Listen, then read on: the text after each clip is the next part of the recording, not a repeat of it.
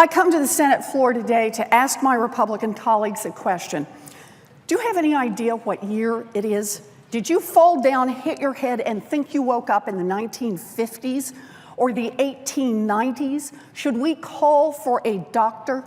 Because I simply cannot believe that in the year 2015, the United States Senate would be spending its time trying to defund women's health care centers. You know, on second thought, maybe I shouldn't be that surprised. The Republicans have had a plan for years to strip away women's rights to make choices over our own bodies. Just look at the recent facts. In 2013, Republicans threatened to shut down the government unless they could change the law to let employers deny women access to birth control.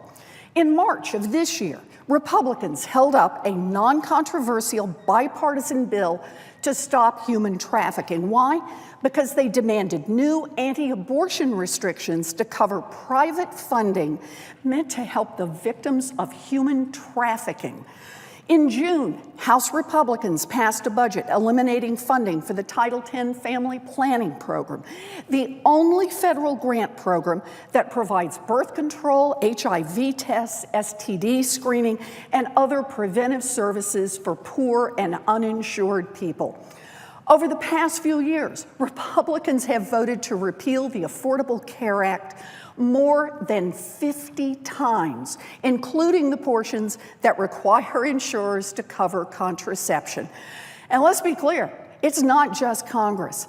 Over the past 5 years, Republican state legislators have passed nearly 300 new restrictions on abortion access. This year alone, Republican state legislators have passed more than 50 new restrictions on women's access to legal health care. So, Madam President, let's be really clear about something. The Republican scheme to defund Planned Parenthood is not some sort of surprised response to a highly edited video. Nope, the Republican vote to defund Planned Parenthood is just one more piece of a deliberate, methodical, orchestrated right-wing attack on women's rights. And I'm sick and tired of it. Women everywhere are sick and tired of it. The American people are sick and tired of it. Scheduling this vote during the week of a big Fox News presidential primary debate, days before candidates take trips to Iowa or New Hampshire, isn't just some clever gimmick. This is an all-out effort to build support to take away a woman's right to control her own body and access to medical care she may need. Now, this affects all of us. Whatever your age, wherever you live, I guarantee that you know someone who has used Planned Parenthood health centers. No one may mention it at Thanksgiving dinner or post it on Facebook for the whole world to know, but just look at the facts. 1 in 5 women in America is a Planned Parenthood patient at least once in her life. Every single year, nearly 2.7 million women and men show up for help at Planned Parenthood. Why do so many people use Planned Parenthood? Because they're nonprofit and they're open. More than half of Planned Parenthood centers are located in areas without ready access to health care. You know, women who can't get appointments anywhere else go to Planned Parenthood for Pap tests and cancer screening. Couples go to Planned Parenthood for STD treatments or pregnancy tests. Young people go to Planned Parenthood for birth control. And yes, 3% of patients visit Planned Parenthood for a safe and legal abortion with a doctor who will show compassion and care for a woman who is making one of the most difficult decisions of her entire life. But just to be clear, even though the abortions performed at Planned Parenthood are safe and legal, the federal government is not paying for any of them. Not one dime.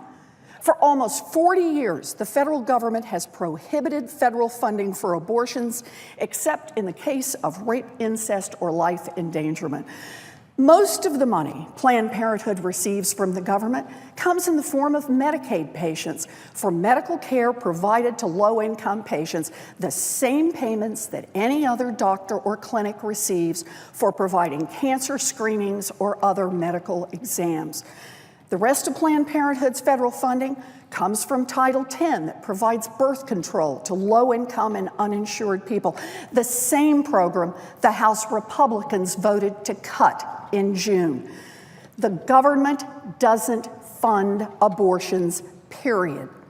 A vote today to defund Planned Parenthood is not a vote to defund abortions. It's a vote to defund cancer screenings and birth control and basic health care for millions of women. I want to say to my Republican colleagues, the year is 2015, not 1955 and not 1895. Women have lived through a world where backward-looking ideologues tried to interfere with the basic health decisions made by a woman and her doctor, and we are not going back. Not now, not ever. The Republican plan to defund Planned Parenthood is a Republican plan to defund women's health care. For my daughter, for my granddaughters, for people all across Massachusetts and all across this country, I stand with Planned Parenthood, and I hope my colleagues will do the same. Thank you, Madam President.